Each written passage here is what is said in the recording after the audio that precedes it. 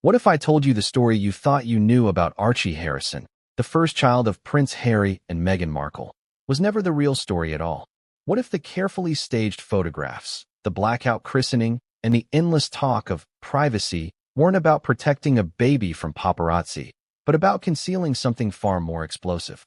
Something so devastating that even those closest to Archie were sworn into silence for years. And now, one of those voices has finally broken free. At 48 years old, former nanny Lauren Kumalo has spoken out, and what she says could shake the very foundation of Meghan Markle's carefully constructed image. Before we continue, please hit the like button, subscribe to the channel, and turn on the notification bell for updates. You remember the first time the world got a glimpse of Archie? Cameras flashed, reporters scrambled, and Meghan and Harry, standing in Windsor Castle, introduced a bundle wrapped tightly in a white blanket. But did you notice how strange that moment felt? No baby face shone, no proud mother glow, just an awkward parade with the world's press held at arm's length. And that was the first time many began to whisper, why the secrecy? Why the guarded expressions? And why, of all people, was Meghan Markle, who had once courted publicity so eagerly, suddenly so obsessed with hiding her child? At the time, we were told it was about protecting his privacy. But according to someone who was there, someone who cradled Archie in the dead of night, who fed him when Meghan wasn't around, the truth was something else entirely. Imagine working in a house where every word is monitored, every step watched, every routine scrutinized, not just for care, but for secrecy. That was Lauren's world. And for years, she kept her silence. But silence weighs heavy, doesn't it? The burden of what she knew, the lies she helped protect, and the contradictions she couldn't ignore eventually became too much. And now, the world is left to reckon with the shocking possibility that Meghan Markle is not the biological mother of Archie Harrison. But let's rewind, because to understand how this secret was hidden in plain sight, you have to go back to Meghan's earliest battles with the press. Remember the bump-cradling photos? Meghan's hands constantly on her stomach, the long coats in warm weather, the supposedly moon bump, rumors swirling across social media. At the time, the mainstream dismissed it as cruel trolling. But the internet doesn't forget. People pointed to the way her bump seemed to shift, the way it folded when she crouched, the way it appeared larger one day and smaller the next. Could all of that have been coincidence? Or was it, as Lauren now suggests, a carefully staged performance? Let me ask you, what do you think is harder? Silencing the press, or silencing someone who actually lived under your roof and saw things with her own eyes? The contradictions didn't stop there. Most royals have a history of balancing privacy with tradition. Princess Diana allowed photographers to capture William and Harry as children while still fiercely guarding their personal lives. Catherine, Princess of Wales, has often released carefully curated photos of George, Charlotte, and Louis to feed public curiosity while still maintaining control. But Meghan took the opposite approach, blackout. No baby face at birth, no traditional hospital steps photos, no public christening. Even the godparents' names were hidden. It was as if Archie wasn't just being protected. He was being erased from the royal record before he had a chance to exist in it. And that's where the questions deepen. Was Meghan really protecting her child or protecting her secret? Now, think about the power of narrative. Meghan has always excelled at crafting hers. The struggling actress turned duchess, the modern woman shaking up the monarchy, the mother shielding her child from ruthless media. But what if that last part wasn't a shield at all, but a mask? Lauren Kumalo's testimony points to cracks in the mask, moments when Meghan's paranoia spilled over, when staff were given contradictory instructions, when the story of Archie's life seemed less like parenting and more like damage control. And the most haunting part? The way Meghan's obsession with control mirrored the very thing she claimed to despise about the monarchy, rigid secrecy. Picture this, a young nanny, brought into Frogmore Cottage, handed responsibility for the most watched baby in the world, and told, in no uncertain terms, that some things must never be spoken of. Imagine being told when you could hold him, when you couldn't, how you must answer questions from staff or outsiders, and most importantly, what you must never say. And then imagine discovering details that simply didn't add up. A mother absent in key moments. Instructions that contradicted basic childcare practices. Oddly specific rules about where Archie could and could not be seen. Would you question it? Or would you keep your mouth shut, knowing the weight of the Sussex machine could destroy you? And yet, despite the silence, the cracks began to show publicly. The world watched the strange christening where only a handful of photos were released, showing Meghan and Harry stiff, uncomfortable, their smiles barely masking tension. The absence of extended family was striking. Even royal correspondents whispered something wasn't right. And in the shadows of that ceremony stood Lauren, holding a truth she dared not speak. A truth that could explain why Meghan fought so fiercely, not just against the press, but against tradition itself. Now here's where it gets even more twisted. Meghan and Harry claim they left the UK to escape press intrusion to protect Archie's privacy. But in California, they signed multi-million-dollar Netflix and Spotify deals built on revealing their personal lives. They filmed intimate documentaries, narrated their struggles, and broadcast family footage. Yet through all of it, Archie remained carefully obscured. The same woman who shared every grievance with Oprah, who told the world her private mental health struggles, drew an impenetrable curtain around her son. Doesn't that seem inconsistent? What's the one thing she couldn't afford to share? The one thing even money couldn't buy? According to Lauren, it was the truth about Archie's parentage. And let's not forget the timing. Meghan was 37 when Archie was born. A difficult age for a first pregnancy, though certainly not impossible. But combined with the theatrical secrecy, the rumors about surrogacy only grew louder. And every time Meghan tried to silence them, the public grew more suspicious. Lauren's silence, until now, only added fuel to the fire. Why stay quiet for nearly 5 years? Why break silence now, at 48, after building a new life away from royal circles? Could it be that the weight of the secret simply became unbearable? Or is there something happening behind the scenes, something forcing her to speak now, after all this time? Here's the emotional contradiction at the heart of it all.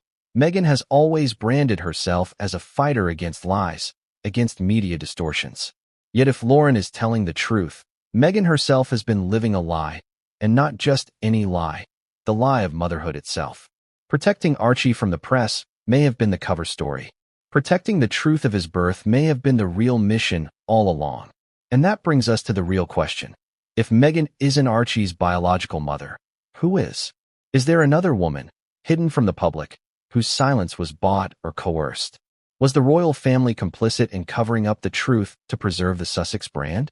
Or did they simply turn a blind eye, hoping it would all fade away once Meghan and Harry left the fold? These are the questions that ripple through Lauren's revelation. And as much as the world wants answers, every answer leads to more unsettling questions.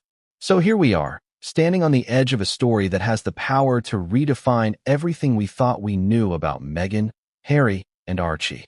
A story of secrecy, betrayal, and the high cost of maintaining a public image at any cost. And the one woman who lived in the shadows of this deception, who saw what no one else could, has finally chosen to speak. But make no mistake, the story doesn't end here. Because what Lauren revealed was only the beginning. The real shock lies in what she saw, in what she was told, and in the contradictions she couldn't ignore. And that, my friends, is where this story begins to unravel. Because Lauren's confession doesn't just question Meghan's motherhood. It exposes a web of lies that may stretch further than anyone ever imagined. But what came next would change everything, and no one saw it coming. What would you do if you were the only one in the room who knew the truth, but every voice around you told you to keep quiet? What happens when your silence protects the powerful but suffocates your own conscience? That was the position Lauren Khumalo found herself in. The world saw her as just a nanny, but inside those walls, she was the silent witness to a story that could topple Meghan Markle's carefully curated world. From the very beginning, Lauren wasn't like other staff. She wasn't just a palisade. She wasn't part of the old guard. She was brought in for one purpose only, Archie. And that meant she was closer to the truth than anyone else. When the cameras clicked outside Frogmore Cottage, when Harry rehearsed his lines for the press, when Meghan posed with carefully draped blankets, Lauren was the one rocking Archie to sleep in the dead of night. She was the one hearing the hushed conversations in the hallway. She was the one who caught the contradictions nobody else dared to mention. But let's pause here and ask, why her? Why did Meghan and Harry, who claimed to want complete privacy, bring in someone like Lauren, a woman who had her own past, her own vulnerabilities, her own reasons for staying quiet. Could it be that she was chosen precisely because she could be controlled? At first, Lauren thought she had landed the opportunity of a lifetime. Imagine being handpicked to care for a royal baby, the first biracial child in the British monarchy's modern history. The weight of history was in her hands. The cameras outside screamed for photos, but inside, Lauren was part of the inner circle. She saw Archie's routines. She was trusted, or so she thought. But trust, in the Sussex household, was never what it seemed. Almost immediately, she realized her role wasn't just childcare. It was gatekeeping. She was given strict instructions about what Archie could wear, where he could be, even how he should be handed to Meghan when cameras were nearby. Ordinary nannies focus on feeding schedules, nap times, and baby milestones. Lauren was focused on secrecy. Everything revolved around appearances. And that's when the first contradictions began to gnaw at her. Think about this. Meghan was a woman who once smiled at cameras, who reveled in the spotlight of suits, who later stood proudly with Harry as they waved to adoring crowds. Yet when it came to Archie, she seemed consumed not with joy, but with fear. Why was the woman who told Oprah she had been silenced now silencing her own child's existence? Why was the Duchess who accused the palace of withholding protection from her son working so desperately to protect him from being seen at all? The pieces didn't fit, and Lauren, standing in the nursery at Frogmore, knew it. One of the most striking contradictions came late one evening. Meghan had left instructions, no photographs, not even for the family album. Strange, isn't it? Every mother wants pictures of her newborn. Every parent wants to treasure those milestones. But Meghan insisted on total blackout. Lauren was even told not to take casual snaps on her own phone, a command so unusual it unsettled her. Why the paranoia? Why the insistence that Archie's image remain hidden, even from those who loved him most? And then came the whispers. Staff exchanged glances. Courtiers avoided questions. Even Harry seemed tense whenever Archie was mentioned. The palace machine knew how to bury secrets, but this one was different. It wasn't just about royal image, it was about identity. And the more Lauren noticed, the more she realized she was being kept in line, not because of her role as nanny, but because she was dangerously close to discovering the truth. Let me ask you this. How much silence would you tolerate if you were told that speaking up could cost you everything? Your job, your reputation, maybe even your safety? That's the position Lauren was in. Every time she thought about questioning the strange rules, she remembered the warning looks, the signed agreements, the whispered reminders of loyalty. But loyalty to whom? To Meghan and Harry, or to the child in her arms? What kept Lauren quiet for so long wasn't ignorance. It was survival. She had seen what happened to others who dared cross Meghan. Staff who left Frogmore with their reputations shredded. Workers who whispered to journalists and suddenly vanished from the narrative. The Sussex circle was tight, and it punished disloyalty mercilessly. Lauren knew she couldn't fight it then. She couldn't go up against the media machine, the royal machine, and the Sussex machine all at once. But silence has a cost, and the cost for Lauren was living every day with contradictions she couldn't explain. Why was Meghan absent during key moments when mothers are usually most present? Why were there discrepancies in Archie's medical appointments? Why did she sometimes receive instructions not from Meghan, not even from Harry, but from outsiders, people with no visible connection to the family? The truth gnawed at her like an open wound. She kept her head down. She followed orders, but she remembered every moment. And those memories began to pile up until finally, years later, they formed a picture she could no longer ignore. And here's the irony. Meghan thought she had chosen the perfect nanny to guard her secret. But in choosing Lauren, she planted the seed of her own undoing. Because once Lauren reached the point where silence hurt more than truth, nothing could stop her from speaking. Imagine the moment. A woman in her late 40s, reflecting on her life, on the choices she made, on the silence she maintained. Imagine the weight of carrying the knowledge that the world was being lied to, that a child's identity was being twisted for convenience. How long could you live with that? How long could you pretend it wasn't happening? Lauren's decision to break her silence wasn't impulsive. It was years in the making. Years of replaying the same contradictions. Years of watching Meghan and Harry tell their story on global platforms while hiding the one truth that mattered most. And when she finally spoke, she didn't speak as a bitter ex-employee. She spoke as a witness. a silent witness no longer willing to stay in the shadows. And that's where this story takes its first devastating turn. Because what Lauren revealed wasn't just a complaint about working conditions or the usual palace gossip. It was a revelation that tore at the very heart of Meghan's identity as a mother. She wasn't protecting Archie from the public. She was protecting herself from exposure. But what exactly did Lauren see? What detail finally convinced her that Meghan wasn't Archie's biological mother? That's the question that keeps everyone on edge. And the answer lies in one night, one discovery, that shattered everything she thought she knew. But what she saw next confirmed her worst suspicions, and it's something the world was never meant to hear. Why would a woman who built her career on visibility suddenly become obsessed with invisibility? Why would someone who thrived on flashing cameras and global attention suddenly draw the thickest curtain when it came to her own child? That's the contradiction at the center of Meghan Markle's story, and it's one that haunted every decision she made as a new mother. From the start, Meghan framed her motherhood as a battle for privacy. She told the world she was fighting against cruel tabloids, against relentless photographers, against the institution that supposedly withheld protection from her son. But those who lived and worked around her, including Nanny Lauren Kumalo, noticed something deeper. Privacy wasn't just about shielding Archie from paparazzi lenses. It was about keeping Archie away from public scrutiny altogether, scrutiny that might expose details Meghan couldn't afford the world to see. Think about this for a second. Diana, under siege from tabloids far worse than today's, still gave the world glimpses of William and Harry. Catherine, facing cameras nearly every day, still offers carefully staged portraits of George, Charlotte, and Louis. Royal children are part of the tradition. They are introduced, celebrated, and yes, protected, but never hidden. Meghan, on the other hand, turned that tradition on its head. Instead of glimpses, she gave absence. Instead of staged photographs, she gave secrecy. And that secrecy itself became the story. Remember Archie's christening? That day should have been a moment of pride, joy, and family unity. But instead, it was cloaked in mystery. No cameras allowed. Godparents' names hidden.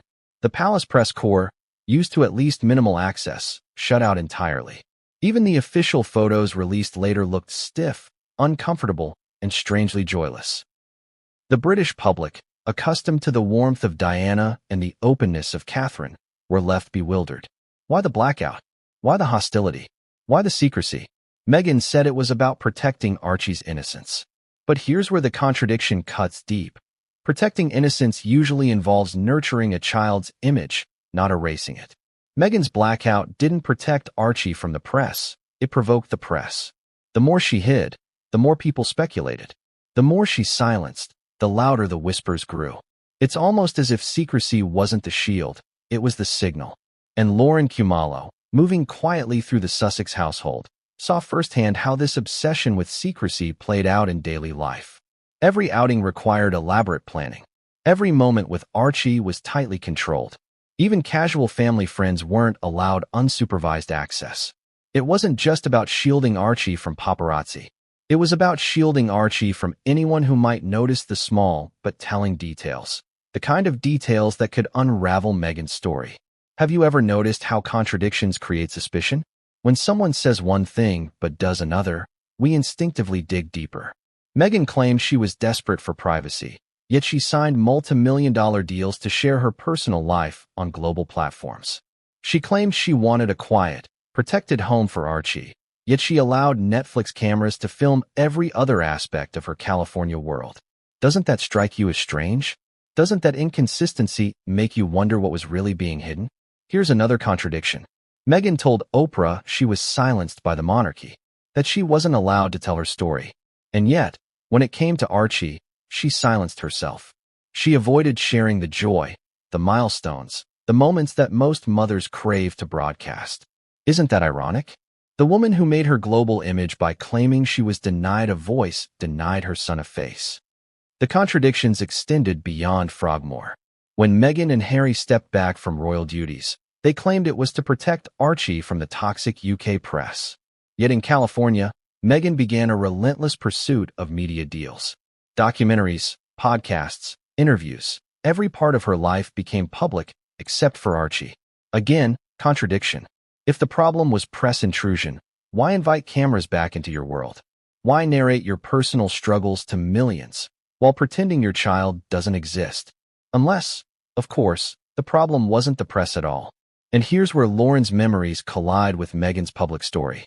Staff were told one thing. The public was told another.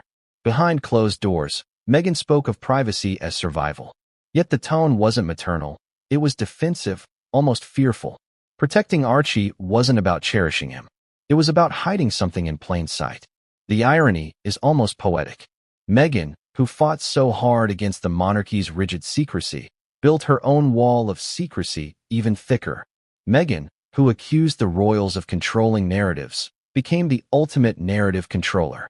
Meghan, who once said she just wanted her voice back, silenced every question about Archie before it could be asked. And the public, sensing these contradictions, began to ask dangerous questions. Was Meghan hiding Archie to protect him, or to protect herself? Was her obsession with privacy really about shielding her son from tabloids, or was it about preventing the world from seeing the one thing she couldn't risk? Proof that she wasn't his biological mother? Every contradiction fueled suspicion. Every secrecy fed speculation. And every denial only raised the stakes. The contradictions became so glaring that even those closest to the Sussexes couldn't ignore them. And for Lauren, living inside that world, the contradictions weren't just whispers in the media. They were the very rules of her daily life. But here's the cruelest twist of all. Contradictions always collapse. You can't build a house on quicksand. You can't tell one story to the world and another to those who live with you forever. At some point, the cracks widen. At some point, the truth slips through. And for Meghan, those cracks began to show long before she realized it. And it was Lauren, the silent witness, who saw those cracks first. The contradictions weren't just abstract. They were tangible. They were in the late-night instructions. They were in the absences during crucial moments. They were in the staged public appearances where Meghan's face showed fear instead of joy. Which brings us to the moment when contradiction turned into suspicion. The moment when the secrecy around Archie's christening wasn't just unusual, it was alarming. The moment when even seasoned royal watchers began to murmur, something isn't right. Because the truth about why those photos never surfaced may shock you. And it's a truth Meghan never wanted anyone to see. What do you remember most about Archie Harrison's christening? Was it the joy of a royal baby being welcomed into tradition? Or was it the eerie silence, the blackout curtains, the sense that something wasn't right? For most royal watchers, Archie's christening didn't feel like a celebration. It felt like a cover-up. And when you look closer, the details become even more unsettling. Royal christenings have always been moments of joy and continuity. Diana proudly posed with William and Harry, smiling, glowing, surrounded by family. Catherine has consistently released charming, carefully staged photos of George, Charlotte, and Louis, balancing privacy with tradition. These events reassure the public, giving a glimpse into the life of the monarchy. But Archie's christening? It was different. It was hidden, cold, and strangely tense. And that difference sparked a wave of speculation that still hasn't died down. Let's walk through what happened. On the day of Archie's christening, only a handful of guests were invited, and the list was shrouded in secrecy. Reporters were locked out, photographers barred, even royal correspondents, who for decades had been part of these ceremonies, were denied access. The public, who had always been granted at least a small window into royal family milestones, got nothing. Instead, a few official portraits were released afterward. But instead of warmth, those photos radiated stiffness.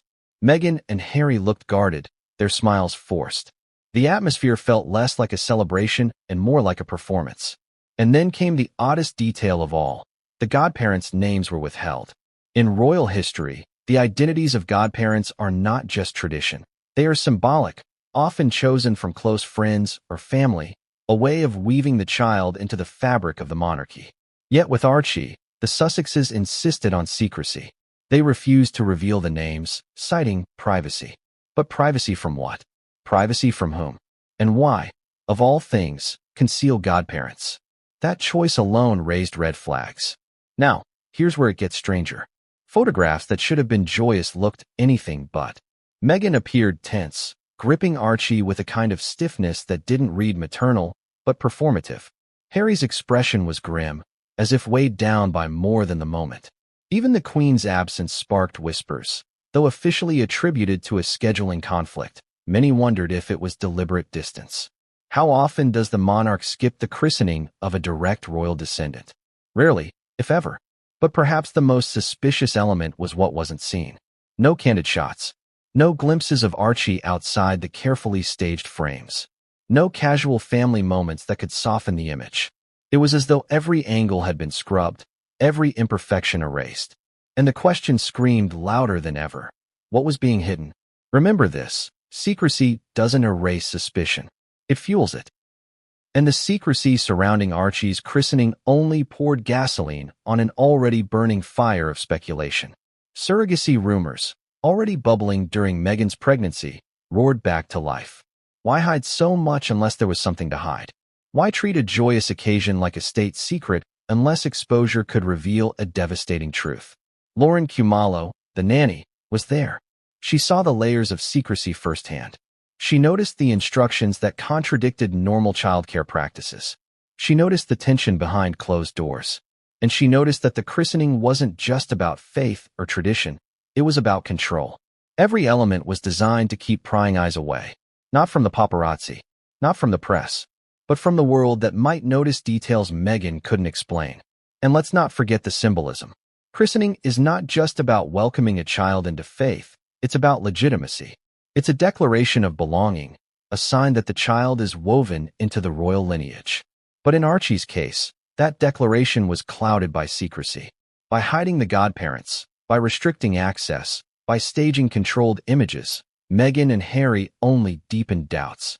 Instead of confirming Archie's place, they cast a shadow over it. Ask yourself, if Meghan truly wanted to protect Archie from the press, why not release a few casual, controlled photos to satisfy curiosity and stop speculation? Why go to such extreme lengths to lock everything down? Isn't it more likely that the very act of revealing would have exposed something she couldn't risk? Some even pointed out inconsistencies in the official photos themselves. Archie's appearance sparked debate, his features obscured, his size unusual for his reported age. Was it lighting? Was it angle? Or was it something else entirely? These questions may sound conspiratorial, but secrecy breeds suspicion. And Meghan, by hiding what generations of royals had openly shared, invited those suspicions. The christening marked a turning point. It was the moment when whispers became headlines, when speculation about Archie's birth shifted from fringe chatter to mainstream conversation. Meghan may have thought secrecy would silence the rumors. Instead, it amplified them. Because the more you hide, the more people want to see. And for Lauren, standing in the shadows, watching this charade unfold, the contradictions became impossible to ignore. She knew the story the public was being fed. She knew the narrative Meghan was selling. And she knew, deep down, that the truth was far more complicated. The christening wasn't just unusual. It was a mask. And like all masks, it was bound to slip. But what detail slipped through? What was the one thing Meghan couldn't hide, no matter how carefully she staged the event? The answer lies not in the photographs we saw, but in the photographs we didn't. The truth about why those images never surfaced may shock you. And it's a truth that Meghan fought harder than ever to bury. Because those missing photos weren't just unflattering. They were dangerous. They carried clues that could expose everything Meghan was desperate to conceal. And the person who realized this first was none other than the nanny herself. But when those whispers of suspicion grew into outright talk of surrogacy, Meghan's world tilted on its axis. Because rumors weren't rumors anymore. They were fragments of truth she could no longer fully contain. And as Lauren soon discovered, those whispers weren't just floating in the air. They were being carefully managed, monitored, and silenced by people who knew far more than they dared admit. But the moment those whispers reached Lauren's ears, everything changed. Because what she learned next was no rumor, it was a warning. What if the whispers weren't just cruel gossip? What if the whispers about Meghan's pregnancy weren't born out of malice, but out of fragments of truth that people weren't supposed to notice? This is where the story takes a darker turn. Because once you start looking at the timeline of Meghan's pregnancy, the photographs, the inconsistencies, you realize those whispers about surrogacy weren't just idle chatter. They were warning signs. And they terrified Meghan. Let's rewind to 2019. Meghan steps out in front of cameras, cradling her baby bump. Over and over, She places her hands protectively across her stomach, so much so that tabloids mock her for it. But then, people begin to notice something strange. The bump seems to shift unnaturally. It folds when she bends down. It balloons in size from one day to the next, then appears smaller just weeks later. Was it just fabric, just lighting? Or was it something far more staged? The internet exploded. Social media threads dissected photos frame by frame. Conspiracy theories gained traction. Was Meghan wearing a moon bump? Was this entire pregnancy a performance? At the time, mainstream outlets laughed it off. Critics labeled it cruel trolling. But what if those theories were closer to the truth than anyone dared admit? Now, put yourself in Meghan's shoes. Imagine trying to maintain the illusion of pregnancy while every public appearance became a microscope. Every time she stepped outside, she had to control not only her outfit but her posture, her gestures, her movements. One slip could shatter the entire facade. That level of paranoia, that level of control, it takes a toll. And Meghan showed it. The same woman who once glowed on red carpets now looked tense, defensive, often fragile in public. And here's where Lauren Kumalo comes into the picture. As Nanny, she didn't see the pregnancy itself. She came in afterward, caring for Archie. But she heard the whispers behind closed doors. Palace aides muttering about inconsistencies. Staff joking nervously about how different Meghan looked one day to the next. Orders being given that made no sense. Why certain people were excluded from the birthing process. Why even close staff were kept at arm's length. These weren't just whispers in the press. They were whispers in the very house she worked in. Ask yourself, why would Meghan go to such lengths to hide everything? Why stage a christening blackout? Why refuse to release candid photos? Why block hospital step pictures that had been royal tradition for decades? If it was truly about privacy, wouldn't one carefully staged set of photos have satisfied public curiosity? Why hide every detail unless revealing it would expose something irreversible? And let's talk about Portland Hospital, where Meghan allegedly gave birth. No photos of Meghan arriving. No witnesses. No doctors coming forward to speak, as often happens in royal births. Just a sudden announcement that Archie had been born, followed by confusion over whether he was born at home or in the hospital. The palace released conflicting statements, adding to the chaos. Why the inconsistency? Was it sloppy communication or deliberate misdirection? The whispers of surrogacy gained so much traction because they filled the gaps Meghan herself created. Silence breeds suspicion, and Meghan's silence was deafening. Even Oprah, during that bombshell interview, avoided pressing on Archie's birth. It was as though everyone knew the subject was radioactive. But why? What truth was so explosive that even Oprah stayed clear? For Lauren, the whispers weren't just abstract. They were reinforced by her own experiences with Archie.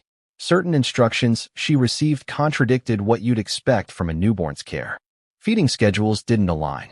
Medical visits were handled with unusual secrecy. Some staff whispered about missing paperwork, others about inconsistencies in timelines. Nothing could be proven, but everything smelled of concealment. And here's the cruel irony. Meghan often spoke about how the monarchy was outdated, rigid, a system built on lies. Yet here she was, constructing a lie of her own, one more elaborate than anything the royals had ever tried to stage. She accused the palace of silencing her. Yet when it came to Archie, she was the one silencing the truth. Now, think about how this played out in the public sphere. On one hand, Meghan and Harry claimed victimhood, fleeing the UK to protect Archie from media scrutiny. On the other hand, their secrecy only invited more scrutiny. It's like putting a locked box in the middle of a room and telling everyone not to ask what's inside. Of course people will ask. Of course they'll speculate. Of course they'll whisper. And the whispers reached a fever pitch when Archie was barely months old. Online forums, tabloid headlines, even whispers in polite society circles, all circling the same question. Is Meghan really Archie's biological mother? For Meghan, every whisper was a threat. Every rumor was a knife aimed at the heart of her image as a mother. And that fear drove her to double down on secrecy, to clamp down on staff, to control the narrative at all costs. But here's the thing about whispers. They never stay whispers. They grow louder. They spread. And eventually, they reach the ears of those who know the truth. For Lauren, hearing those whispers was like holding a mirror to her own doubts. She had tried to push them away, to tell herself it wasn't her business. But the contradictions were piling up. And the more she noticed, the more she realized. The whispers weren't just speculation. They were warnings. Warnings that if the truth ever slipped out, Meghan's entire world would collapse. And collapse it nearly did. Because one night, one instruction given to Lauren made her realize the whispers weren't rumors. They were reality. But what she was asked to do next crossed a line no nanny should ever cross. It was the moment silence became unbearable, the moment secrecy turned into complicity. And that moment set Lauren on the path that would ultimately lead her here, breaking her silence after nearly half a decade. Because what she discovered wasn't just unsettling. It was undeniable. And the consequences of that discovery would shake the Sussex story to its core. Have you ever seen someone live with a secret so heavy that it consumes every corner of their life? That was Meghan Markle. Every smile in public, every carefully chosen word in interviews, every tightly controlled image of Archie. All of it carried the weight of a truth she couldn't allow to surface. Meghan wasn't just protecting her child. She was protecting herself from exposure. Fear is a powerful motivator. And Meghan's fear wasn't of the paparazzi or the tabloids. Those she could battle. Her real fear was exposure. Exposure meant unraveling. Exposure meant the collapse of her motherhood narrative. Exposure meant confirming the whispers that had followed her since the day her baby bump first bent awkwardly under the glare of cameras. And fear, when it grips a person's life, can twist them into someone unrecognizable. For Lauren Khumalo, this fear wasn't abstract. It was something she saw every day in Meghan's behavior. Simple requests came laced with paranoia. Staff were constantly reminded of loyalty. Meghan's mood shifted violently depending on whether whispers in the press grew louder. One moment, she would lash out in anger. The next, she'd retreat in tears, terrified of losing control of the story. Think about this. Most new mothers worry about feeding schedules, teething, sleep cycles. Meghan worried about leaks. Who might talk? Who might notice details that didn't add up? Who might dare whisper that she wasn't Archie's biological mother? And in her mind, one careless comment from a nanny, one candid photo from a staffer, one slip of the tongue could destroy everything. And it wasn't just paranoia about outsiders. Meghan's fear extended inward. Even trusted staff weren't safe. Lauren noticed how Harry was monitored too. Whenever he spoke about Archie in public, Meghan would hover, making sure his words stayed aligned with the script. Meghan's fear wasn't just about the press. It was about control. Controlling Harry, controlling staff, controlling the image of motherhood she projected to the world. Here's the contradiction. Meghan often painted herself as fearless. A woman who defied the palace, challenged the press, spoke her truth no matter the cost. But behind closed doors, her life was ruled by fear. Fear that her secret would slip. Fear that the world would turn on her. Fear that her carefully constructed image of a modern, trailblazing mother would crumble the moment anyone dared to ask the wrong question. And that fear trickled down to Archie's care. Lauren recalled nights when she received odd instructions. Don't take him outside. Don't let anyone else see him. Keep him wrapped tighter. At first, she thought it was just overprotective parenting. But as the weeks wore on, it felt less like protection and more like concealment. Who was Meghan really shielding Archie from? The media or the truth? Do you see the irony? The woman who accused the monarchy of controlling her life turned around and controlled every breath of Archie's. The woman who claimed she wanted freedom created a prison of secrecy for her own child. Meghan's fear had twisted her into the very thing she claimed to despise. Now, imagine living under that kind of fear. Every day becomes a performance. Every interaction a potential threat. Meghan lived as if the walls were closing in, even in California, where she supposedly found freedom. Why else would she continue hiding Archie's face long after stepping down as a working royal? Why else would she filter every glimpse of him through a veil of secrecy while simultaneously selling her life to Netflix cameras? The contradiction was glaring, and fear was the root. What do you think happens when the silence you've been paid to keep collides with something you can no longer unsee? That's the question Lauren Khumalo faced in the weeks after Archie's birth. Because one moment changed everything. One detail shattered the wall of secrecy Meghan had built. And in that moment, Lauren realized the whispers weren't whispers, they were the truth. It was late at night. Frogmore Cottage was silent, the kind of heavy silence that feels staged, unnatural, like a performance for an audience that isn't there. Harry was restless. Meghan was nowhere to be seen. And Archie, the infant at the center of all this chaos, was fussy. It was Lauren's job to settle him. She moved through the dimly lit nursery, humming quietly, her eyes tracing the little details every nanny notices: feeding patterns, restlessness, comfort levels. And that's when she saw it. Something wasn't right. Something about Archie's care didn't align with the instructions Meghan had been obsessively drilling into her. Something in his records, in his routine, in the inconsistencies of what she had been told versus what she was seeing. Lauren noticed discrepancies in his medical checkups, appointments that should have happened but didn't, notes that were vague, incomplete, or signed off by names she didn't recognize. It wasn't sloppiness. It was concealment. And concealment always has a reason. Let me ask you this. How often do you think a nanny questions the official story of a child's birth? Almost never. It's not their place. But when the instructions stop making sense, when the secrecy begins to choke even the most basic routines, doubt creeps in. And for Lauren, doubt turned into certainty that night. Because the pieces no longer fit. Archie's life didn't follow the natural rhythms of a newborn's life. It followed the rhythms of a narrative being protected. And then there were the whispers inside the house itself. A stray comment from a staffer. A look from Harry that spoke volumes. The occasional slip from someone higher up in the palace. None of it clear enough to stand as proof. But together, it was undeniable. The message was there, even if unspoken. Archie was not Meghan's biological child. But here's the emotional gut punch. Lauren wasn't just a witness. She was a caregiver. She was the one holding Archie when the house fell into arguments. She was the one soothing him when Meghan was absent.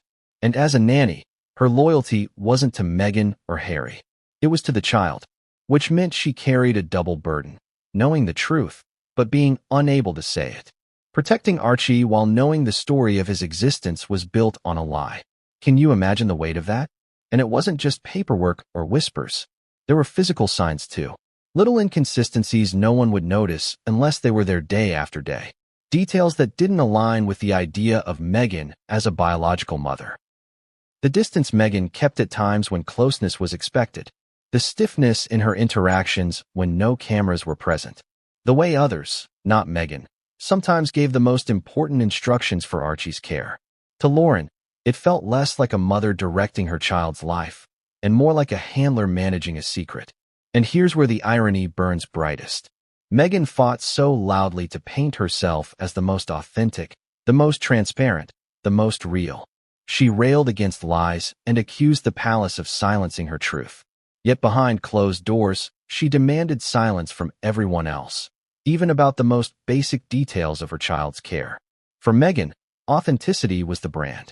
Secrecy was the reality. Now, imagine standing in that nursery, rocking Archie to sleep, while knowing the truth you carried could destroy everything. Do you speak? Do you confront? Or do you remain silent, complicit, hoping the weight doesn't crush you? Lauren chose silence, at least at first. But that night planted a seed. Once you see something, you can't unsee it. Once you know the truth, every lie becomes unbearable. The breaking point came soon after. Meghan, paranoid as ever, gave Lauren an instruction that stopped her cold. An instruction that no nanny, no matter how loyal, could carry out without questioning the motive. It wasn't about feeding. It wasn't about sleep. It was about visibility. About making sure Archie was never seen in a way that could reveal details Meghan wanted hidden. In that moment, Lauren realized she wasn't just a nanny. She was part of a cover-up. And that realization changed everything. Because silence is one thing when you're caring for a child. But silence becomes unbearable when you're asked to protect a lie at the expense of that child's truth. For Lauren, it was the moment her conscience began to fight back. But what exactly was that instruction? What did Meghan demand that pushed Lauren to the edge? What order crossed the line between secrecy and manipulation? That order revealed just how far Meghan was willing to go to guard her secret. And it forced Lauren to ask herself a question no nanny should ever have to face. Was she protecting Archie or protecting Meghan? And that's when the figure lurking in the background stepped forward. A figure who wasn't part of the household, wasn't family, but somehow had more authority over Archie's care than Meghan herself. The handler. And once Lauren realized there was a handler involved, she understood the full scope of the deception. This wasn't just paranoia. This was orchestration. Have you ever wondered who really calls the shots behind the curtain?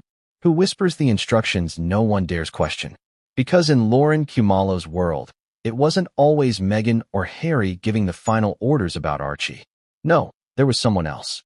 Someone who lurked in the background but held the kind of influence that didn't make sense unless you knew what was being hidden. This is where the story shifts from paranoia to orchestration. Because Meghan wasn't just obsessed with secrecy. She was following someone else's script. It started subtly. Lauren would receive instructions that didn't sound like Meghan's voice. They weren't phrased the way Meghan usually spoke. They carried a tone, cold, businesslike, detached. At first, she assumed Meghan was delegating through assistants.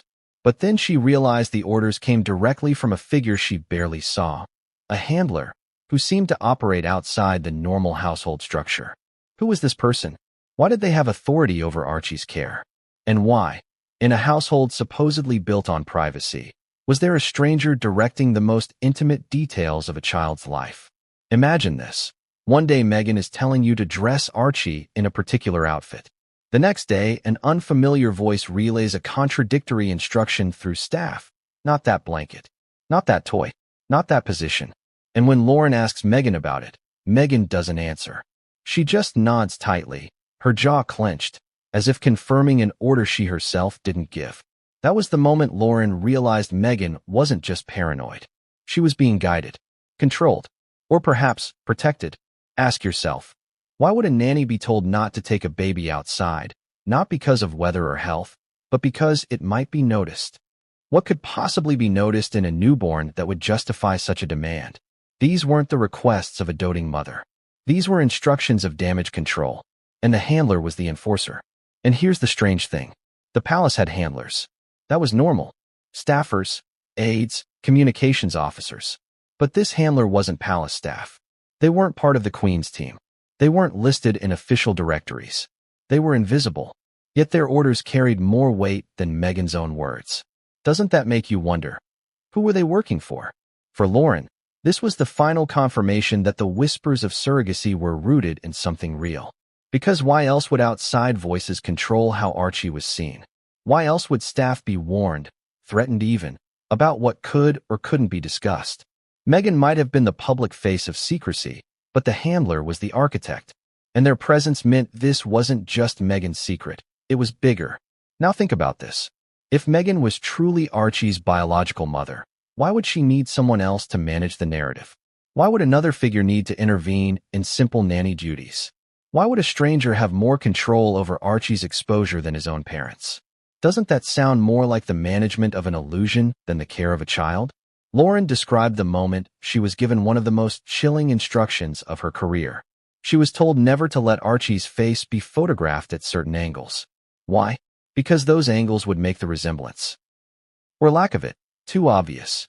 This wasn't just secrecy. This was censorship. And in that moment, the handler's orders transformed Lauren's role from caregiver to accomplice. The emotional toll was enormous. Imagine being hired to nurture a child, but realizing your real job is to protect a lie. Imagine holding a baby in your arms, feeling the innocence, the fragility, while knowing decisions about his life weren't being made out of love, but out of fear of exposure. For Lauren, it was a burden she never asked for, and one she couldn't carry forever. And Harry? Where was he in all this? Silent, complicit, sometimes visibly uncomfortable, but never confrontational. If Meghan was ruled by fear, Harry was ruled by exhaustion. He went along with the handler's orders, rarely challenging them. Perhaps he was protecting Meghan. Perhaps he was protecting himself. Or perhaps, deep down, he knew the truth too. The handler's presence changed everything for Lauren. Because it meant the conspiracy wasn't imagined. It wasn't paranoia. It was real, structured, and carefully managed.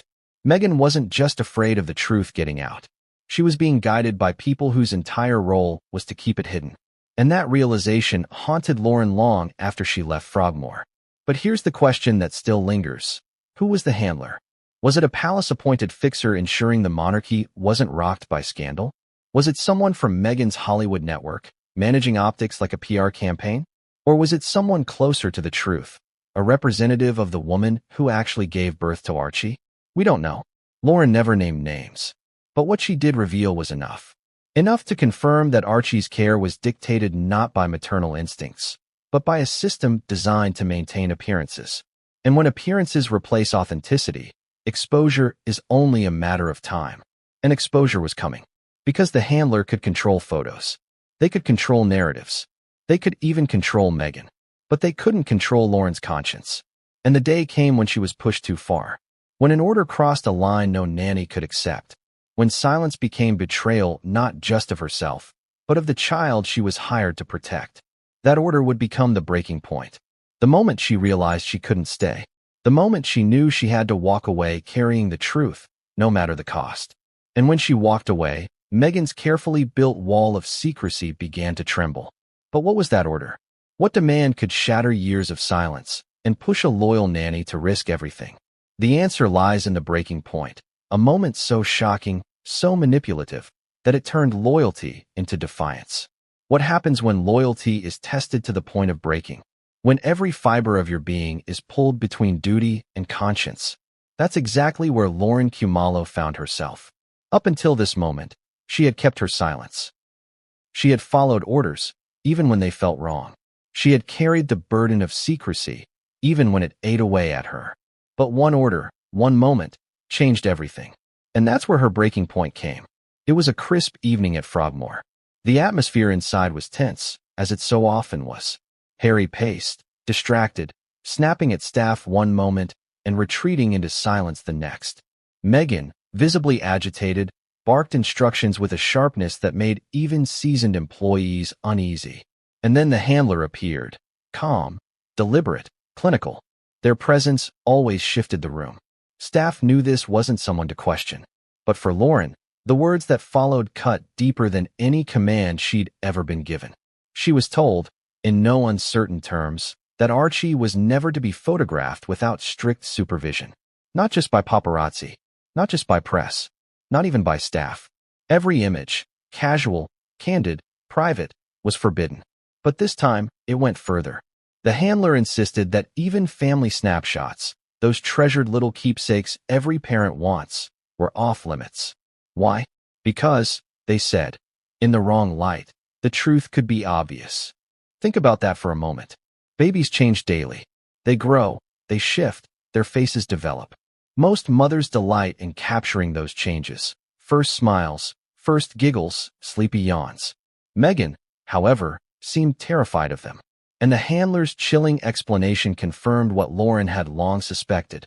Photographs weren't forbidden to protect Archie. They were forbidden to protect Meghan's story.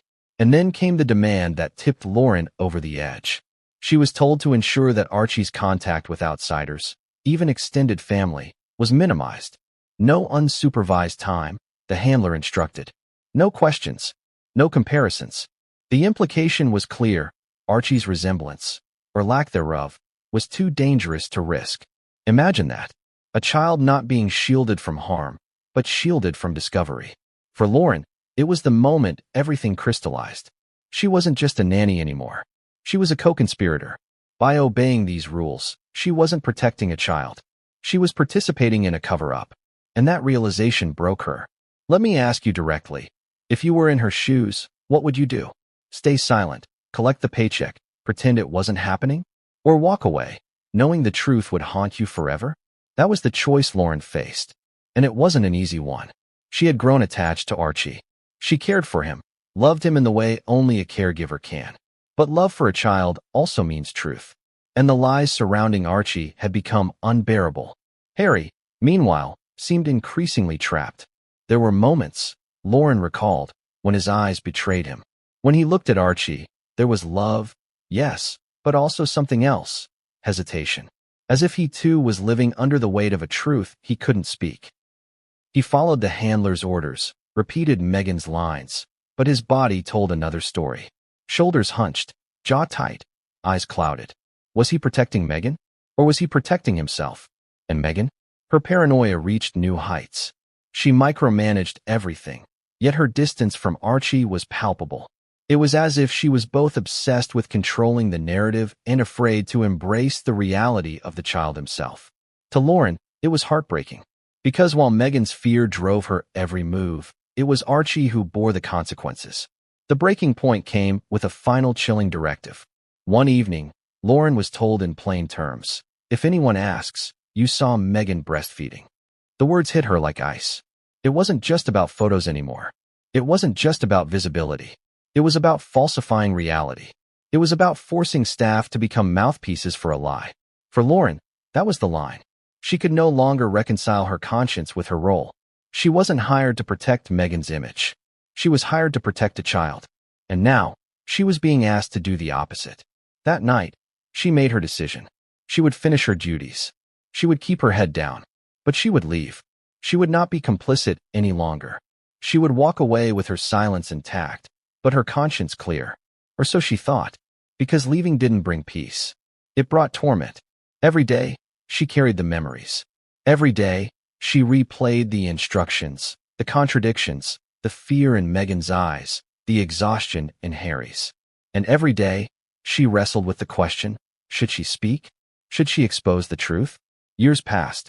The Sussexes left the UK. They built their California empire. They told their version of the story on Oprah, in documentaries, in interviews.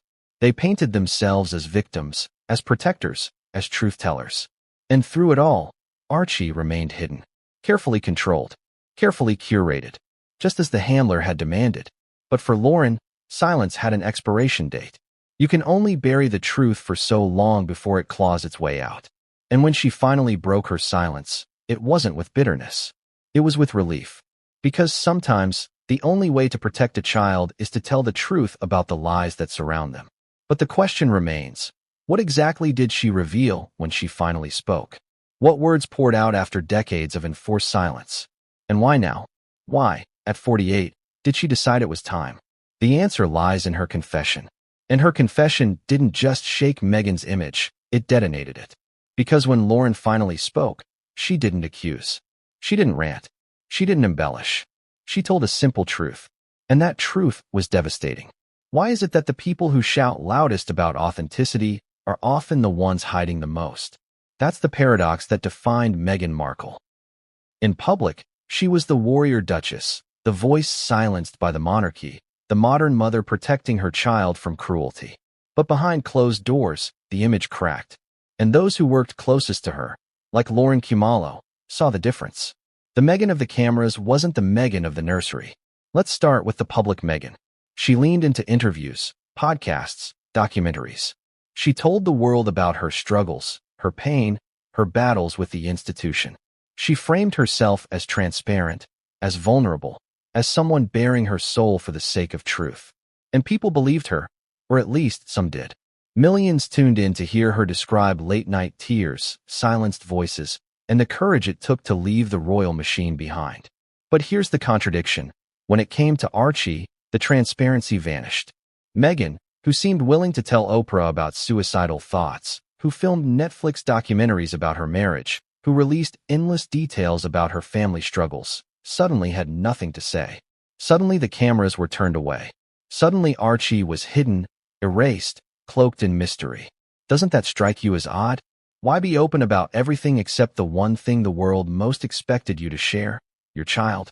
The very act of secrecy screamed louder than words. Something was off. Behind closed doors, Meghan's private persona was unrecognizable from the woman she showed on TV. According to Lauren, Meghan wasn't the serene, graceful mother shielding her child from harm. She was tense, paranoid, obsessed with controlling staff, micromanaging every detail not out of maternal instinct, but out of fear that someone might notice too much. Her warmth in interviews evaporated in private. She wasn't nurturing, she was guarded. And the staff noticed. They whispered about her contradictions. They noticed how quickly her mood shifted when Archie's name came up in public.